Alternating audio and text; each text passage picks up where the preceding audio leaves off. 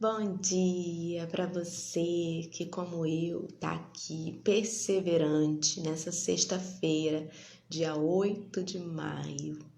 Que a gente tenha um café de muitas reflexões. Bom dia! Bom dia, bom dia!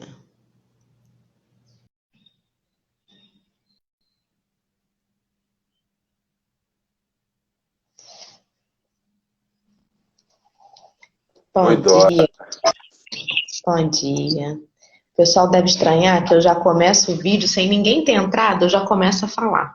Mas é porque alguns companheiros assistem depois e aí fica aqui gravado no Instagram, né? Então, se eu não falar que hoje é sexta, dia 8, às vezes o companheiro abre amanhã achando que é o de amanhã e perde a live ao vivo porque estava assistindo do dia anterior. Isso acontece com frequência. Então, a gente dá uma luz aí. Você está me escutando? Perfeitamente, querido. Ah, então estamos juntos. Como é Tá que tudo você está? bem? Bom dia. Tudo bem, graças a Deus. Tem dias mais obedientes e resignados, dias menos obedientes e resignados, né? Acho que essa mensagem de hoje ela é muito especial para esse momento. Não sei se foi Todas as você, leves da terra. mas essa daqui hoje é uma coisa que eu estava precisando ler, reler e refletir, né? Sobre essa hora que está passando. Ai, Senhor. Então, bom dia para todo mundo. Bom dia, Marcelo. Seja bem-vindo mais uma Bom dia. vez. Como o Marcelo Obrigado. falou, hoje a gente vai falar sobre obediência e resignação. Um trecho bem curtinho, que é porque a gente gosta muito de falar, então, para a gente não se enrolar muito com o tempo, né? A gente fazer com o tempo tranquilo. E estamos no capítulo 9. Então, para quem está acompanhando ou para quem está chegando agora, capítulo 9 do Evangelho, item 8. Muito bom dia para todo mundo. Está aí Marcelo diretamente de Cabo Frio, nesta sexta-feira de frio, acordando cedo. Ah lá, o evangelho dele é esse aí, o meu é este aqui. Às vezes dá uma diferença de palavras aí, mas estamos todos na mesma essência, dá para acompanhar assim mesmo. Bom dia, mãe. Eu vi que você entrou. Muito bom dia.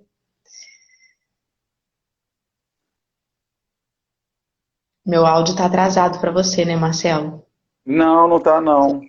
Não tá Você fica não. com cara de que tá esperando terminar de falar, assim. Não, é porque hoje eu tô acordando. Normalmente eu já entro acordado.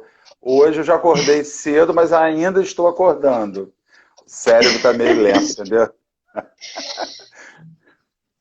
É assim mesmo. Ah, É Saraiva tá ali, devagarzinho. Rosinha, isso aí, os amigos queridos da gente, que a gente manda mensagem no grupo, convida, e eles entram aí. É, Rosa, Rosa querida, amigos Bom dia, queridos, Rosa. Saraiva. Bem-vinda. A Rosa mora no Rio Grande do Norte, Ó, que Potiguar, beleza. Natal, e esse espírita de lá faz um trabalho lindo lá com comunidade carente, a guerreira, os amigos. Bom, que facilidade, né, que a gente tem agora de encontrar os amigos de longe, tão pertinho, tão participando ali com a gente junto. Isso é muito bom, muito rico para o Isso momento. aí, Então, muito. o Marcelo vai fazer para a gente a prece inicial, é ele que vai dar a abertura aí, para a gente começar a leitura e a reflexão.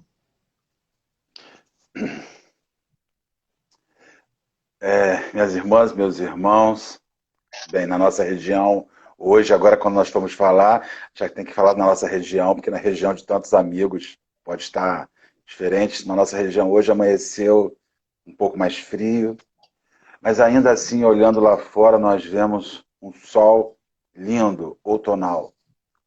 É a luz mais bonita que tem no ano, é a luz outonal, o outono. É uma luz diferente, é uma luz bonita, quente. Senhor Jesus, nesta manhã de sol brilhante, ainda que nós possamos sentir um pouco de frio, nós te pedimos, Senhor, transporta para nós, para dentro de nós esse sol.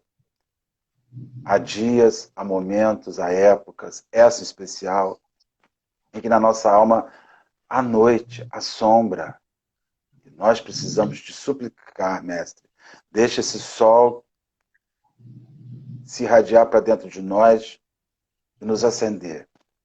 Que hoje, Jesus, nós possamos estar tão radiantes por dentro, da forma que está radiante o dia lá fora.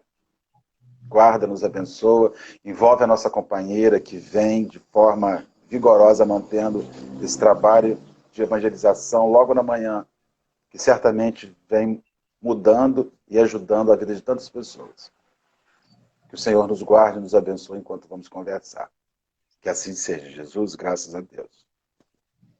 Que assim seja, graças a Deus. Enquanto você fazia a prece falando sobre o sol, eu lembrei justamente que essa noite eu sonhei com um dia lindo.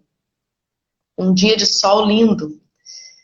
Que bom, né? Estamos todos conectados aí. E o sol está aí para nos provar que todo dia tem mais. Todo dia é um novo dia. Que a gente aprenda com ele. E hoje, amanhã, então, hoje aqui está radiante. Isso, você está comentando. Isso. Eu vou te falar com muita sinceridade que eu acordei com tanto frio, tanto frio, tanto frio. Eu vislumbrei assim da janela uma coisa meio cinza. Eu não fiz esse exercício de olhar para o céu e ver o sol, mas eu farei isso assim que a gente terminar aqui. Porque, né, aqui ele tá lá. Ó, o reflexo vindo lá de fora. Eu tô na sala. Dá para ver de vez em quando uma coisinha amarela assim batendo em você. Ó. Aí. Excelente. É muito importante, né? A gente dá esse alô para o mundo, alô para a natureza, alô para a terra quando se acorda, né? Se conectar. Com certeza. Então, vamos lá. Vamos lá. Obediência e resignação. Eu vou falando e você interrompe quando você achar que deve, e a gente vai fazendo assim. A doutrina de Jesus ensina, em todos os seus pontos, a obediência e a resignação. Duas virtudes companheiras da doçura e muito ativas, embora os homens erradamente as confundam com a negação do sentimento e da vontade. Só nessa frase já tem coisa beça, né, Marcelo? Se a gente for parar para pensar. Quando eu li isso, eu li esse capítulo para nós pensarmos, você já inicia com antipatia pelo título. Porque as duas palavras que nós temos mais dificuldade é obediência e resignação. Ninguém é obediente. E resignação não está inserido no conceito humano. A rebeldia humana esbarra com essa questão de obediente. Que é enlouquecer uma pessoa e dizer para ela assim, seja obediente. Chega para um filho e fala para o seu filho assim, mamãe quer que você seja obediente. Aí ele vai olhar para sua cara e fala assim, mãe, por quê? Por que eu tenho que acreditar? Por que você sabe de tudo? Por que você sabe do que é melhor para mim? Né? Então a gente já inicia o capítulo com antipatia. A antipatia natural humana. Bicho não é obediente. Bicho não é resignado. Você tem o seu cachorrinho, que ele está ali, enquanto se alimentar ele, for gentil, for carinhoso, ele é isso. Chuta ele. Ele esquece que ele te ama na hora, ele voa no seu pé e vai te atacar. Ele não tem esse processo. Então, obediência e resignação é um princípio que o ser animalizado não identifica isso. Né? Quando eu já li isso, falei, gente, já começa errado. A gente não é da natureza humana isso.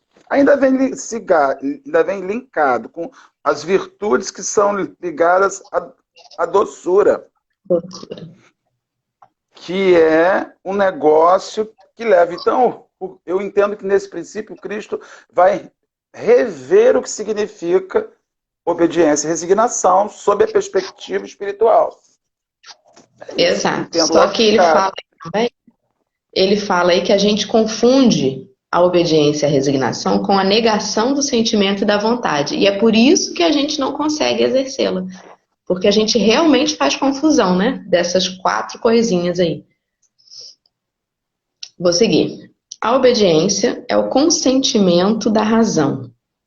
A resignação é o consentimento do coração. Só aí eu já Mas tô a gente não parado. gosta, a gente não gosta de ser contrariado, né? Não tem jeito. Essa questão de razão, eu me lembro do momento em que Allan Kardec vai escrever sobre fé. Então, assim, fé inabalável é aquela que pode encarar frente a frente a razão em todas as épocas da humanidade. Então, o sujeito obediente é o sujeito que identifica racionalmente que aquilo que está acontecendo, se não acontece por ele, acontece por outro, mas não está nas mãos dele a transformação. Ontem nós discutimos com um grupo de estudos de obra básica, virtualmente, um texto de Joana d'Arc, que está no Livro dos Médiuns, no capítulo 31, onde ela fala sobre o orgulho que fez com que os médiuns se perdessem em detrimento da humildade. E aí a gente começamos a fazer várias reflexões, que os grupos de estudos estão meio uma catarse, né? Atendimento fraterno. E aí nós chegamos a uma conclusão, que a grande luta que nós estamos tendo nesse momento é descobrir que os nossos mundos orgulhosos fracassaram. O mundo interior. E eu estou querendo voltar para o mundo velho, para o mundo antigo interior. Eu quero voltar para a minha vida. É o que as pessoas estão sempre dizendo, eu quero voltar para a minha vida. Eu quero a minha vida de volta. Eu quero o meu dia de volta. Então, eu estou sendo desobediente com o processo divino que está acontecendo nesta hora, e eu estou sofrendo, eu digo isso por mim, eu tive essa consciência ontem. Por que eu estou sofrendo nesse momento? Porque eu quero a minha vida de volta. E eu estou dizendo a Deus o tempo inteiro que eu sei mais da minha vida do que Ele. Você está entendendo? Que eu conheço mais das minhas necessidades do que Ele. O desobediente é esse. É aquele que você fala, isso é bom para você. Aí você responde para ele, mas eu sei o que é bom para mim. No que se refere ao divino, eu sinto que isso é a luta, né? E resignar-se nisso é dar consentimento ao sentimento, é permitir que você aceite aquilo, porque aquilo segue um plano racional divino e que é preciso que socorra. Então, assim, eu tenho hoje, eu olho para o mundo ali fora, e eu fui na outra encarnação, motorista de caminhão, eu acho, né? Eu fui motorista de caminhão, dirigi caminhão na outra vida. Eu amo viajar, amo a estrada, e estou com síndrome de abstinência de estrada, procurando a estrada lá fora. E isso começa a rebelar dentro de mim. Vontade de ir para o Sana dar um mergulho na casa de Alberto e Liana, vontade de dar um mergulho na cachoeira, não sei aonde. Estou sofrendo por isso, porque eu quero a minha vida de volta. Não que ela fosse maravilhosa, mas era o que eu tinha. E agora eu preciso racionalmente dizer que o mundo não é o que eu quero, o mundo é o que eu posso, é o que tem. Né? É uma espécie de ensaio para o momento do desencarne, né? Porque quando a gente desencarnar, a gente acha que por ser espírita já saber de tudo, a gente vai chegar lá feliz e contente, abrindo os braços para a espiritualidade que vai nos acolher. Mas vai bater essa abstinência, a gente vai querer de volta essa vida, essa desobediência, vai de novo nos chamar ali, né? Segue lá. A Deise comentou que Jesus sabe que a gente é assim, teimoso ainda, né? Mas espera e tem certeza que um dia seremos diferentes. Pois é. Justamente. Ele tem essa certeza, né? Às vezes a gente, ao educar uma criança, a gente pensa assim, gente, olha, educar é a arte de repetir. E é mesmo, né? Você tem que repetir, repetir, repetir. Você fala assim, não é possível que todo dia eu tenho que te falar isso. E aí bate até uma dúvida assim, gente, será que eu tô falando errado? Será que a criança não vai nunca aprender isso? Jesus não tem essa dúvida ainda, ele sabe que a gente vai um dia aprender. Mas que realmente, como crianças, a gente tem que passar pela repetição do ensinamento. Vamos lá.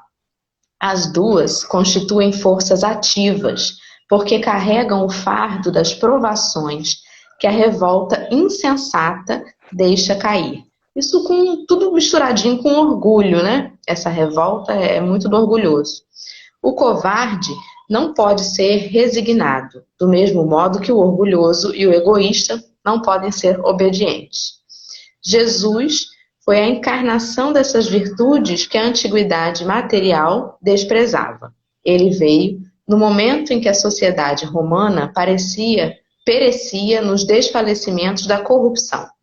Veio fazer que brilhassem no seio da humanidade deprimida os triunfos do sacrifício e da renúncia carnal. Então, a maior revolução que ele fez foi uma revolução completamente catucando o interior das pessoas, né?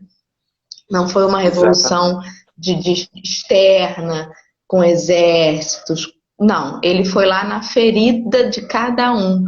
E é por isso que ele incomodou tanto e a muitos. Enquanto você lia essa sobre Jesus, eu me lembrei de várias passagens dele aqui. Uma delas que me recordou foi quando perguntaram, não me lembro quem eu pergunta, se ele era o rei dos judeus. Tu és o rei dos judeus? Ele diz, tu dizes. Mas o meu reino não é deste mundo, porque se meu reino fosse desse mundo, estariam aqui comigo, aqueles que me dizem. Então é uma noção de reinado, de autopossuir-se, né? De possuir a Uhum. si mesmo. O sujeito humilde, o sujeito resignado, o sujeito obediente, ele é possuidor de si próprio, ele é possuidor dos seus limites, ele é possuidor da sua fé, ele é possuidor de todos esses elementos. E então, quando você vê que o maior dos reis, que tinha todos os motivos para se orgulhar de você, sempre dizia que não era aqui o seu reino, que o seu reino estava em outra esfera, né? Então, assim, eu vejo esse elemento assim é um momento de desprezo material. É um momento que nós estamos vivendo desprezar material. Não por dizer, não por menosprezar, né? É por dizer o que realmente é importante, o que realmente precisa.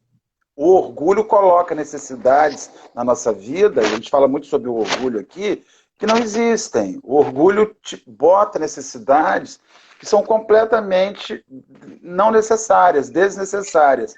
Então, nessa hora de contenção, de limitação, onde nós precisamos do outro para nos orgulhar, é interessante, né? Os sentimentos infelizes não acontecem a sós. Você precisa do outro para que ele ocorra. Você é orgulhoso em cima de alguém. Você é egoísta em relação a alguém. Né? Ninguém é orgulhoso com si próprio, egoísta com si próprio. Né? A gente precisa de outro para exercer esse sentimento. Esse momento que você se isola, sabe, o que menos existe, você não quer saber. Você quer saber que você quer dar uma volta de casa e ir para qualquer lugar, para qualquer instante, estar com uma pessoa, onde quer que seja. Onde é, tornou-se menos importante. O importante é alguém. Então você anda pela rua, está acontecendo muito isso comigo. Às vezes preciso ir na rua resolver uma coisa, eu comecei a observar as pessoas. Aí às vezes eu vejo a senhora que varre a rua, eu falo, gente, quantas vezes eu passo por essa pessoa ou por alguém semelhante, não dou um bom dia, não olho para a cara que eu estou com pressa. Perdi a pressa. Bom dia, senhora, tudo bem? Como é que a senhora está? A família está bem?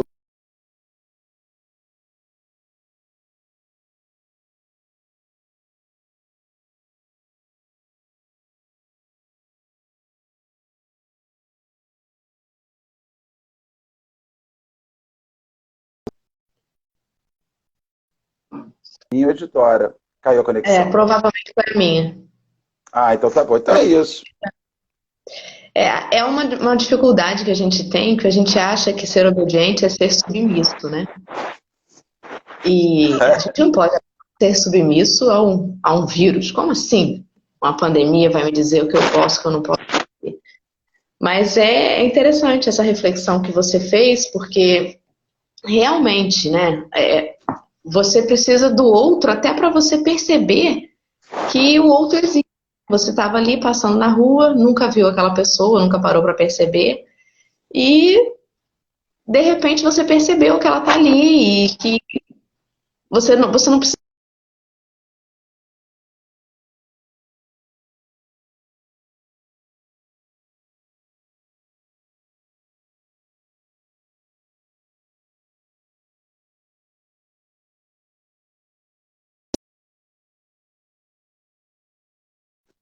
Voltamos.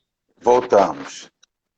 Só para ficar emocionante. Vamos lá. E para eu ficar quieta, de repente eu tô fazendo comentários que estão fugindo, que não tem nada a ver. Não tá não. Essa questão de orgulho, de obediência e de resignação, porque esse capítulo é muito interessante, Dora, que esse capítulo diz que os brandos, para que os bem-aventurados os brandos os pacíficos. E aí quando você lê e remete a ele, bem-aventurados os brandos os pacíficos, porque eles herdarão a terra. Então nós estamos num momento em que a terra está fazendo a partilha da herança. Sim. Né? E quem herdará a terra? Os brandos e os pacíficos. E aí, os obedientes e os resignados. Esse item 8, eu entendo que ele é o que mais fala ao título, a brandura e a pacificidade.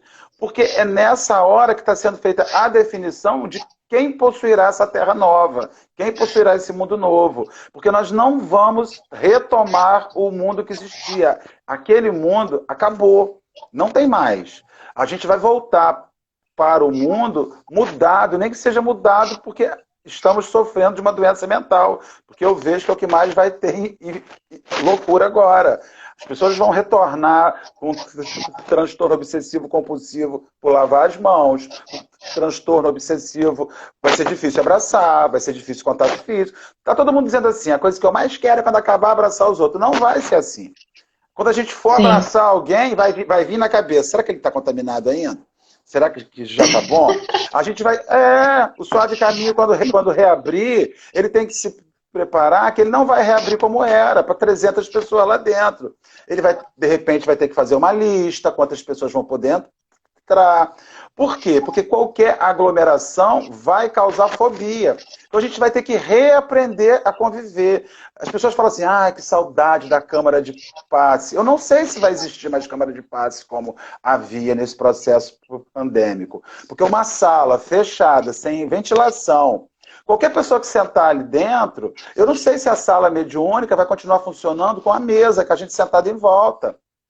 A 50 centímetros, 20 centímetros um do outro. Talvez a gente vai ter que tirar a mesa e botar umas cadeiras circulares respeitando o espaço.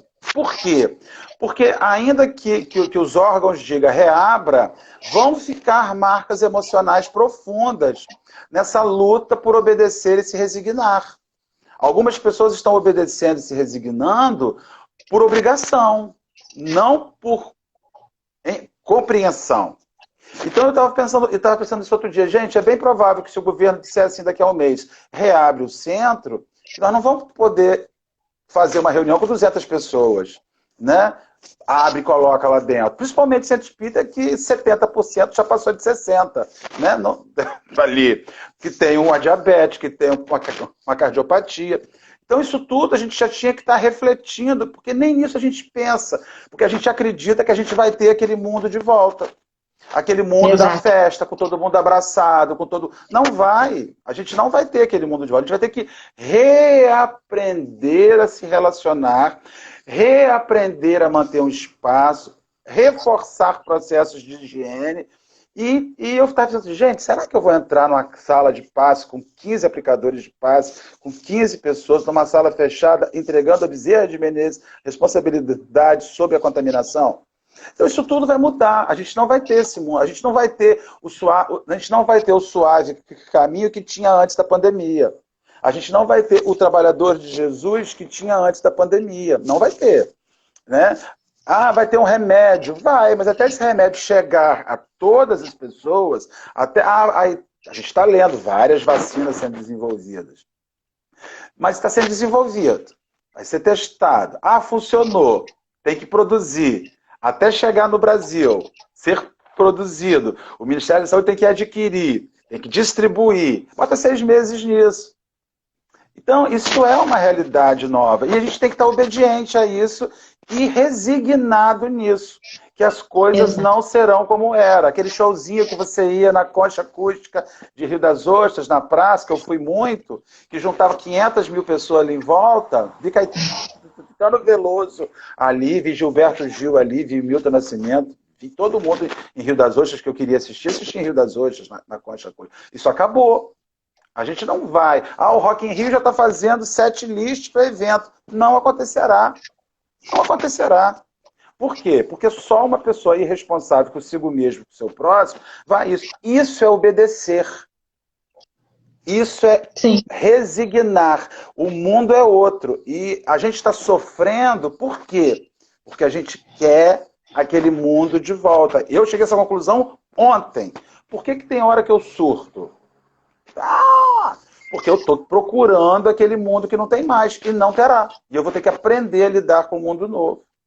Exato. Mas quando a gente fala isso, a gente é visto como pessimista. Né? Porque Não é todo mundo pessimismo. eu sei que não, eu vejo isso como realista. Você pode ser realista e ter fé, ter esperança, ter confiança, mas tem que pisar na realidade, no chão que está aí, gente. Não dá para ficar achando que não, tudo isso vai passar logo, vai passar breve, vai passar logo.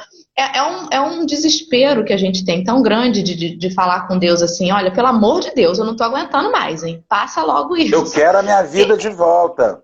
Exatamente. Então, assim, ser realista não é ser pessimista, de jeito nenhum.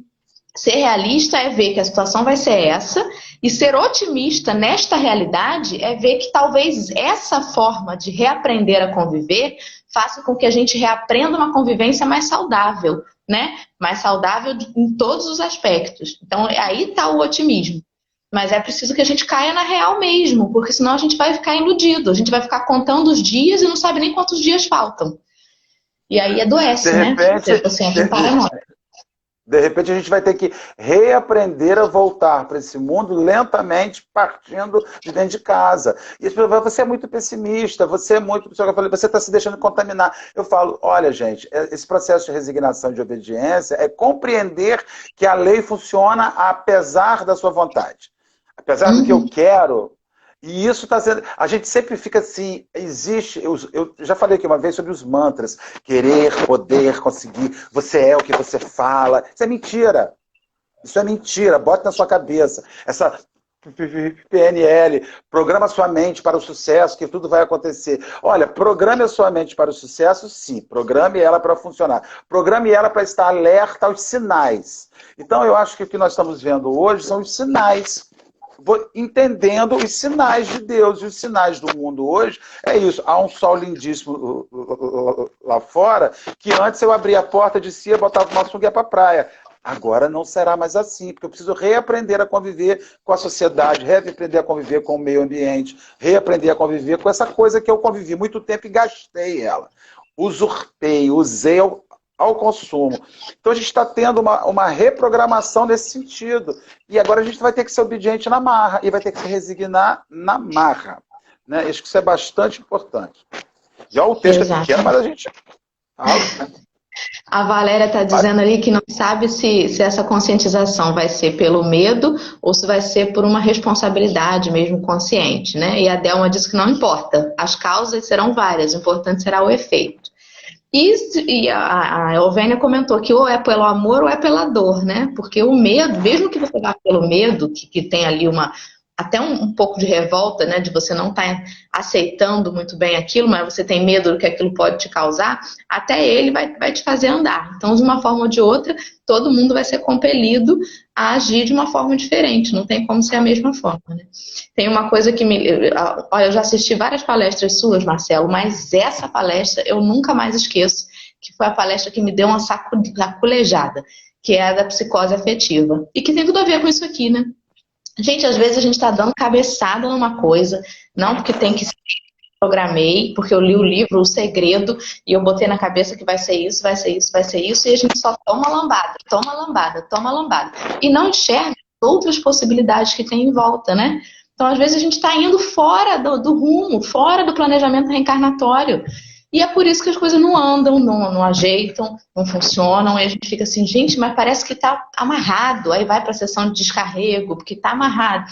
Mas é só porque a gente saiu do prumo, a gente saiu da linha. E por falta de perceber os sinais. É exatamente isso. Perceber os sinais. A gente conversa muito com os companheiros sobre a urgência das coisas, né? O obediente, ele tem o não obediente, o não resignado, ele tem urgência.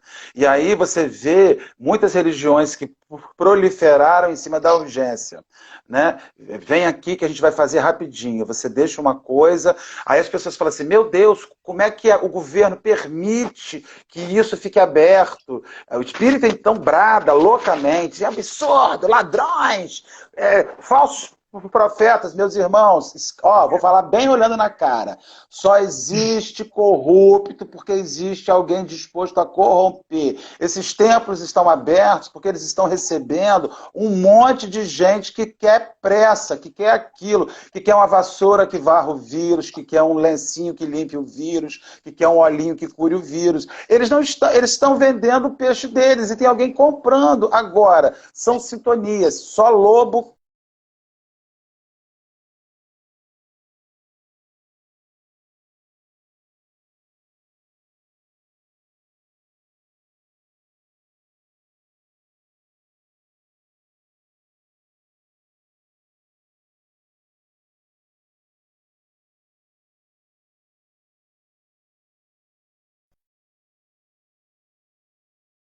Não sei se eu se. Vai, vamos passar para o segundo parágrafo, senão a gente vai ficar aqui só no primeiro, hein?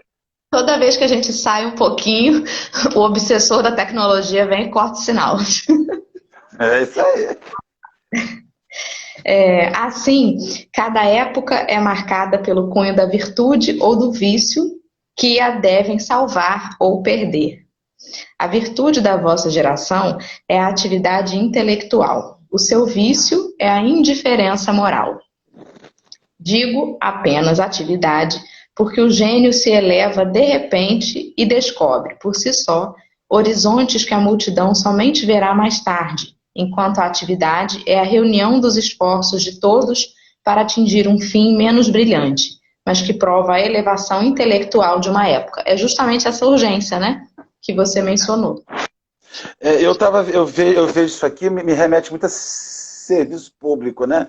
Serviço público é assim, você antes de entrar no serviço público, você estuda, se prepara, vai no centro, bota o seu nomezinho, vou pedir ao guia do centro, vou conversar com o atendimento fraterno, que eu preciso de uma vaga, estou estudando, estou trabalhando. Aí quando você entra no serviço público, que o rapaz está lá prestando serviço, não todos, mas há um caso ou outro, isolado, que a pessoa está emburrada. Quer dizer, ela se preparou tanto para chegar ali, quando chegou ali, está com raiva, quer tirar férias, quer tirar triênio, quinquênio, quer decênio, quer ser remunerado, quer tirar licença, quer ficar em casa. Ou seja, a gente usa toda essa capacidade intelectual para chegar em algum lugar e quando chega naquele lugar age com indiferença. Quando você chega num sistema público, né, aí a pessoa está ali e o ignorante, por exemplo, a gente está vivendo hoje uma hora que tudo que se resolve por tecnologia. Então parte do princípio que a minha mãe de 80 anos, se fosse fazer uma solicitação, teria que ter um celular. A minha mãe não tem nem internet dentro de casa.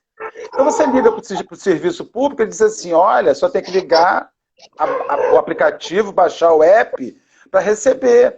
A pessoa não tem comida dentro de casa. Então, assim, a gente está precisando de pessoas que cresçam intelectualmente, mas que tenham essa situação de empatia com quem não tem, com quem não experimenta isso, sabe? Então, assim, e nem todo mundo tem obrigação de estar nivelado intelectualmente com o outro. E a gente tem que compreender isso na marra hoje. E o que ele está dizendo aqui é que a gente tem que ter um pouco mais de obediência com as mudanças, mas nos resignar que nem todas as pessoas vão estar ligadas naquilo. E aí é preciso que venha essa questão moral. Na verdade é que muita informação, muito conhecimento, muito academicismo piora. Na sociedade que a gente vive, piora. Aí porque segrega mais, Marcelo. Dá mais. Eu não sei se tem isso. Se no Suave Caminho tem isso. Mas eu já escutei uma vez num grupo de estudo que participava, quando houve uma contestação, um grupo de estudo, houve um assunto, o cara expôs o pensamento dele, o facilitador retrucou e disse, não está certo isso. Ah, eu sou formado em administração, sou formado em direito, sou formado não sei o que lá, tenho pós. Ele primeiro entupiu o currículo na tentativa de silenciar o cara. Então é isso que nós vivemos hoje. As pessoas querem que você seja obediente a um currículo. E aqui, Lázaro nos fala que nós temos que ser obedientes à razão, porque nem todo mundo que possui um currículo vasto pode ser uma pessoa racional, pode ser uma pessoa afetuosa, pode ser uma pessoa que tenha visão empática com o outro. Uhum. E é isso, eu vejo isso muito. E aí não são as pessoas brandas, são as pessoas que fazem guerra, são as pessoas que utilizam do seu aprendizado, do seu saber acumulado, como moeda de compra de direitos instituídos nesse mundo. A gente está vendo um monte de gente tentando silenciar os outros pelos títulos, por um passaporte bem carimbado. Mas isso não Sim. funciona no que se refere ao Evangelho. Não, a frase, você sabe com quem está falando, não cabe na boca de um cristão. Um cristão não pode, ele é proibido. Ele vai para o sobral, que eu já falei aqui, para a sobra do umbral, se ele mandar essa frase em alguém. Porque ninguém sabe quem é. Como é que o outro vai saber quem você é? Você sabe quem você é? Eu não sei. Estou me descobrindo todos os dias. Como é que eu posso querer que o outro saiba? Mas quando eu lanço isso, é o meu orgulho. Olha com quem você está falando. Marcelo, você vai discutir doutrina comigo? Sou espírita há 31 anos, tenho 29 anos que faço palestra pública, vou no Suave Caminho há 20 e tantos anos. Quem é você na fila do pão? Perdi minha encarnação. Sim. Perdi, estou queimando. Mas tem gente que faz.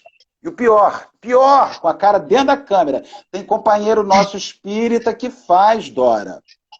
Que cala a boca da gente, quer calar a boca da gente porque conhece um pouquinho mais de literatura, porque leu, e quer calar a sua boca. E isso é complicadíssimo. Isso é tudo contra isso que está falando aqui. Esperar. Mas isso é uma reflexão individual, né? Que esse sujeito ainda não caiu em si. É aquela velha história de você ouvir uma palestra e dizer assim, nossa, olha, Marcelo tinha que estar aqui ouvindo isso. É para ele essa palestra. Ele tinha que estar aqui ouvindo isso. Entendeu? É assim, nunca é pra gente. A gente sempre identifica o outro naquela fala. Eu não sei se você percebe uma coisa. Normalmente as palestras que você faz, que você mais curte de fazer, é aquela que você mais está precisando. Adorei essa palestra que eu fiz hoje. Estava precisando dela. Mas eu não entendo isso. Como eu gostei daquela linha de raciocínio. Porque aquela linha de raciocínio era toda a doença que eu tinha que eu não enxergava. Então aquela palestra... Aí você fala assim, essa palestra fala tanto ao meu coração. É verdade, ela fala tanto ao seu coração. Endividado, defeituoso. Então, o expositor espírita, ele está num nível de endividamento tão grande que ele tem que repetir, aquilo que você falou, ele tem que repetir para os outros, mas antes de ele repetir para os outros, ele repete para si mesmo. Tem palestra que eu já fiz 50 vezes, Dora. Estava vendo outro dia, tem palestra que eu já fiz 50 vezes, faço de memória. Eu falo, gente, como eu sou endividado, nossa senhora, já falei isso 50 vezes e não aprendi até hoje. Que mula! Que pessoa desobediente! Que pessoa não resignada! Pois é, essa obediência, ela tem a ver com a gente raciocinar mesmo em cima disso, né? De você pensar, não é uma obediência cega, uma coisa submissa mesmo, é algo que você entende a necessidade, é algo que você, pelo menos, tenta entender, tenta ver os sinais, né? Como você falou. Mas eu acho que a resignação ainda é mais difícil, porque aí é você alinhar a sua emoção a isso. É você acatar com paz que aquele caminho não é o que você queria, que aquilo que aconteceu não é o que você desejava. Então, a resignação no sofrimento, ela é até mais difícil, porque a obediência, você raciocina e fala, no final das contas, eu sei que isso era o melhor que tinha que ser. Mas aquele sentimento mal resolvido, aquilo ainda, se você não curar, aquilo vai ficar carregando em você durante algum tempo, né? Então não é fácil ter as duas juntas de jeito nenhum, porque a razão dificilmente vai junto com a emoção. Eu só gostaria de Vamos fazer, lá. só de fazer uma consideração. Esse momento que nós estamos vivendo, a nossa maior luta é com a morte, né? Porque você está tendo que ser obediente, resignado à morte. Sim. Direta. Aí todo dia você vê, tem 9.000 pessoas morrendo. Aí você procura todos os culpados, notificados, né? Que é muito mais do que isso. Então, você vai procurar todos os culpados. Existem questões diversas que nós não vamos levantar aqui. Mas também existe uma coisa chamada programação reencarnatória. Né? Existe um processo de programação reencarnatória. Obviamente, o escândalo é necessário para realinhar, mas ai de quem fecha os olhos para ele e não o abrande, não favoreça as pessoas a ter acesso à saúde e tudo mais. Temos esses responsáveis. Mas é também importante a gente poder dizer assim, olha, não era o que nós queríamos, mas é o que está acontecendo. E nós nos rebelarmos, e gritarmos, espernearmos, e apontarmos dedos, e apontarmos e falarmos de tudo, não resolverá. A gente tem que compreender ou se cria movimentação para mudar o que é possível e aceitar o que não é. Sim. Isso é obediência e resignação, compreendendo que tudo segue uma programação divina. Agora, diz isso para quem perdeu uma pessoa. Diz isso para quem está vivendo isso. É nessa hora que você está fazendo o vestibular espírita. Exatamente. A gente é do tempo do vestibular, né, Dora? Para acessar. Nós estamos vivendo o nosso momento de vestibular espírita, para chegar em algum lugar, né? E provavelmente ainda viveremos mais de perto, né? Muito. Assim, agora que a onda ainda está um pouquinho distante, né? Pelo menos de mim, né? A gente sabe um caso ali, outro aqui, a gente faz a prece, a gente sintoniza, a gente sente, mas quando o negócio vai chegando mais perto da gente, aí é que a gente vai vendo na pele, né? E vai vendo se realmente a gente é resignado, se realmente a gente é obediente, e a gente vê que de repente não está tão preparado quanto achava. Com certeza. Carlos André, o vídeo do Mário Sérgio Cortella chamado O Vicetreco do Subtroço. O nome é interessante, hein? Procurar depois. Vamos lá. Submetei-vos que vimos dar aos vossos... Submetei-vos ao impulso que vimos dar aos vossos espíritos. Obedecei à grande lei do progresso, que é a palavra da vossa geração. Ai do espírito preguiçoso, daquele que fecha o seu entendimento. Ai dele, porque nós, que somos o guia da humanidade em marcha, açoitá-los-emos e forçaremos a sua vontade rebelde por meio da dupla ação do freio e da espora. E aí você pensa assim, nossa, mas esse espírito, ele é vingativo mesmo, né? Ele está ameaçando. Toda resistência orgulhosa terá de ceder cedo ou tarde. Bem-aventurados, no entanto, os que são mansos, pois prestarão ouvidos dóceis aos ensinamentos. E aí, só para finalizar, não é que nós tenhamos que ser cordeirinhos submissos, que a mansuetude seja aquela coisa daquele que nada reclama, tudo aceita, porque, como eu canso de dizer, nem Jesus foi assim. Ao perceber a hipocrisia, a maldade, enfim, ele sempre se colocava, né, repudiando tudo isso. Então a gente tem que tentar, né, ser obediente, resignado, manso, mas não estagnado. Porque senão a gente não colabora com o avanço, a gente só fica assistindo aí a ação do mal, sobrepujando sobre o orgulho das pessoas, né, incentivando as falas que não têm o mínimo de empatia. Então é preciso que a gente saiba também se posicionar. Que a gente entenda o momento, que a gente compreenda os irmãos que ainda são infelizes e não percebem, que estão perdidos ali no seu egoísmo. Tudo isso a gente tem que ter, é um exercício dificílimo, mas não quer dizer que a gente tenha que se calar, se omitir e ficar ali absolutamente inerte a todos os acontecimentos, porque senão a gente também não vai estar colaborando com nada, né? E a grande dificuldade, pelo menos a minha ainda, é saber essa linha tênue entre você ficar omisso e você fazer alguma coisa. Porque no fazer alguma coisa, você pode acabar sem querer conflitando, né? Causando conflito. Às vezes você não quer causar conflito. Às vezes você está ali postando ou falando ou fez um comentário de amor, de reflexão, causando uma reflexão no outro, mas essa reflexão, ela foi totalmente lá, pum, bateu no orgulho do irmão, bateu naquela ferida, e aí ele recebe isso como uma ofensa, se arma e o conflito está pronto, né? Então, como a gente não sabe ainda ser como Jesus, a gente ainda esbarra nessas dificuldades. E às vezes a gente se perde nessa tentativa de agir com mansidão, mas tentando também colocar a nossa posição, nosso pensamento, enfim. É um exercício que eu acho que tem sido muito grande nesse momento. Na verdade, eu gostaria, para encerrar a minha parte, daqui a pouquinho já deve estar quase na hora, é o autoconhecimento, sabe? Quando você fala assim, o que eu posso fazer? Quando uma pessoa se pergunta o que ela pode fazer, é uma pessoa que não sabe o que tem para oferecer, sabe? É preciso que você olhe para dentro. O que eu posso fazer para uma vacina? Além de ir para a rede social e gritar, meu Deus, cadê a vacina? Bem, eu não posso fazer nada, eu não sou um homem de ciência.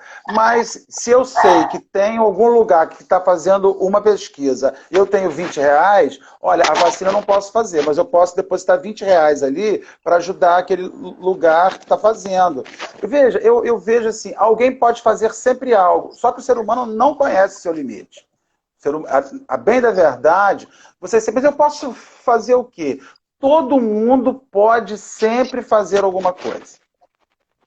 Agora, eu posso não fazer de forma direta para aquela coisa, mas eu posso favorecer de forma indireta para aquela coisa. O que eu posso fazer nesse momento?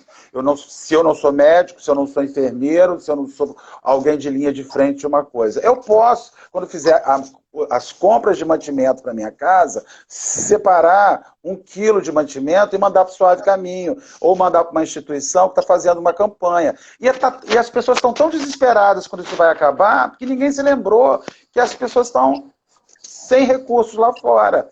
E eu posso sustentar a mensalidade da minha casa espírita.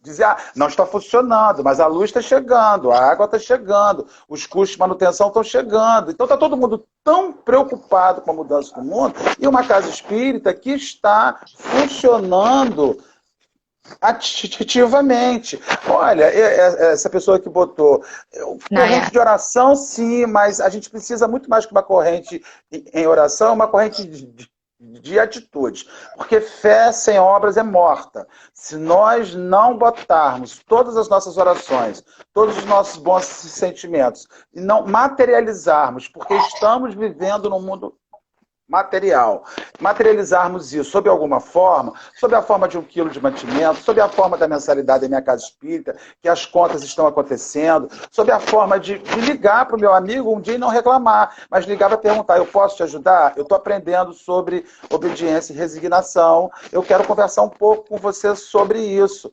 Tenho feito muito isso. Ao mesmo tempo que tem hora que eu dou um surto, e eu tenho aqui uns 3... Outro dia eu falei para um amigo meu assim, muito querido, muito próximo, falei, Rafael, eu quero ir embora para o Uruguai. Eu estou tão doido que eu estou me vendo andando a cavalo nos pampas uruguaios. De bombacha, de chapéu. Por que Uruguai? Eu não sei, Marcelo, Rafael, eu gosto da palavra Uruguai. Você mora onde? Eu moro no Uruguai. Olha que bonito, Uruguai, Uruguai. Ele morreu de rir. Você bebeu alguma coisa, você usou alguma droga? Sabe que eu não faço isso? Eu falei, não, é porque tem dias que você acha que no Uruguai vai ser melhor que no Brasil, tá entendendo? Sei lá, a loucura da minha cabeça. Então, assim, é um momento de ouvir um pouco as pessoas, de conversar sobre resignação. De repente, esse texto deveria ser o texto maior para nós dialogarmos em família na quarentena. Entendeu? De conversarmos com os nossos companheiros. Como é que você está lidando com essa resignação? como é que você está lidando com essa obediência, a situação que está acontecendo, né? Se a gente não fizer isso, vai ser muito complicado. Eu acho que vai ser muito mais difícil o retorno. Eu já tive a oportunidade de falar um outro momento com os companheiros, né? Acho que foi até aqui. Eu tenho conversado muito com amigos profissionais da área de saúde mental. E elas estão assim: meu filho, se está ruim com o vírus, se prepare para depois do vírus. O que vai ter de gente doida, perturbada, surtada. Todos os meus amigos terapeutas, psicólogos, todos, estão atendendo virtualmente o dia inteiro. Elas estão falando assim: estou adorando. Não saio de casa, não faço nada na rua, só atendo pelo computador e recebendo pelos atendimentos que fazem, são os profissionais. Então a gente está vendo que o mundo que não se resignar e que não for obediente vai surtar. O surto virá desse confronto. E aí não vai ter lugar para a gente na Terra. Depois que isso tudo acabar, que isso tudo for, vai restar uma sociedade perturbada mentalmente e vai restar a outro lado que aprendeu a lição e que agora está fera. Exatamente. Exatamente. E aí a gente faz um exercício de que lado, né, que a gente tem que estar. E mais ainda, né, não é vou estar lá sozinho, vou garantir o meu. Mas é fazer aquele irmãozinho que você está vendo que está começando a surtar, é chamar ele para a realidade, falar assim: olha, calma, não vai dar para voltar. É conversar sobre isso aí que a gente está falando hoje, né? E é por isso que você falou tão bem que urge a gente conversar sobre esse assunto da obediência e da resignação. Porque isso vai impactar muito em todos nós, né? Nenhum de nós está imune a esse surto, né? É como eu falei, espera a onda chegar até a gente, chegar mesmo, né? Levar um dos nossos, ou nos levar. Como é que será que eu vou ficar lá no plano espiritual? Gente, não, mas eu nem era do grupo de risco. Como assim eu vim? Enfim, né? Então, vamos ver. Que todos nós possamos... Deixa eu só fazer mais uma consideração. Que eu estou olhando para você e estou lembrando dos seus filhos, dos nossos filhos, de quem tem filho. Porque se nós estamos com o nosso temor, com a nossa falta de resignação, com a nossa falta de obediência ao momento, de entender, estamos transferindo isso para as nossas crianças. Então nós estamos tendo uma chance de construir uma sociedade infantil que vai ficar adulta renovada. E essa sociedade infantil que está sendo reconstruída dentro da casa da gente, uma sociedade resignada, quando o seu filho, quando a sua filha fala assim: mamãe, quando é que eu vou voltar para o judô? Quando é que eu vou voltar para a natação? Meu filho, olha, nem tudo é como a gente quer, mas tudo é como a gente pode. Então nós vamos agradecer a Deus. Então está chegando uma hora da gente reconstruir a sociedade infantil que está dentro da casa da gente. Porque você tem que falar de resignação e de obediência, a gente está falando muito com adulto. Mas nós temos que olhar para as nossas crianças que eram tão livres. Me leva no parquinho, me leva na praça, me leva no cinema. Como está sendo difícil, estou olhando para a cara de você, eu não sei como é que está aí, mas como deve estar sendo difícil ter que explicar que nós só temos essa parede para viver. Né? E que isso é não bom. Mas as crianças são menos teimosas do que nós. Já vão é bem provável que no futuro eles reajam a uma nova pandemia, que isso não vai acabar, é bem provável. Eles vão reagir melhores do que nós. Vão dizer assim: olha, já passei por isso e descobri que não é tão ruim assim quando você se resigna aos desígnios divinos e dá consentimento a isso com obediência com as questões de alma. Agora eu parei mesmo. Exatamente. As crianças realmente ensinam a gente a fazer do limão uma limonada. Porque elas não se bastam. Elas não se bastam. Se você falar assim, você vai ficar pensando no quarto durante meia hora. Ela não vai ficar parada no quarto olhando para a parede. Se tiver só um lençol na cama, quando você olhar, ela está fazendo uma carinha aqui, uma carinha ali, dando uma coisa para passar o tempo. Elas não se bastam. Enfiando então, embaixo a mão, fazendo a cabaninha. Exato. Né? Elas não se bastam. E eu tenho aprendido muito com isso. Então, eu acho que para elas, essa facilidade de adaptação, de se readaptar, de olhar para uma situação que não era o que ela queria, e reconstruir aquilo, é imensa e muito maior do que a nossa, porque a gente tem aqueles pré-conceitos de achar que a gente sabe o que é bom, como é certo, como deve ser. E elas se permitem reinventar. Então, elas ensinam bastante. É claro que elas também sentem, ficam entediadas, elas também sentem de uma forma ou de outra, mas é muito diferente. A lamentação é diferente, a forma como que elas dão as voltas por cima é diferente. Então, eu acho que não é à toa que elas são as mais poupadas durante toda essa pandemia que a gente está vivendo, né? E se a gente observar as crianças, a gente tem muito a aprender com esse comportamento. É isso aí. Acho que já podemos encerrar, porque eu estou preocupado com a hora. Porque por mim eu faço café e almoço com o evangelho. Café é tão bom para mim que eu vou no café, no almoço, até o lanche da tarde com o evangelho, né? Mas se o Instagram não deixa, eu já deixo perto o fio do carregador, porque se cair eu já... Vamos lá, deixa eu encerrar então, já que a gente está falando de criança. Eu esqueci de perguntar ao Marcelo se ia fazer a prece inicial ao final, a gente decidiu isso faltando 10 minutos para entrar na live, né? Aí eu falei assim, eu vou deixar que a inspiração me diga na hora o que é que eu vou fazer. E como a gente está falando de criança aqui, e como você falou do sol, eu inventei uma musiquinha para dormir lá atrás, lá no começo da minha maternidade. E agora, recentemente, eu fui cobrada por elas, porque a gente tem uma musiquinha para dormir, mas não tem uma musiquinha para acordar. Então eu criei uma musiquinha para acordar, e é essa que eu vou cantar aqui agora para a gente fazer a prece final. Ela é bem curtinha. Ela é assim. Bom dia, olha o irmão sol já tá aí. Bom dia,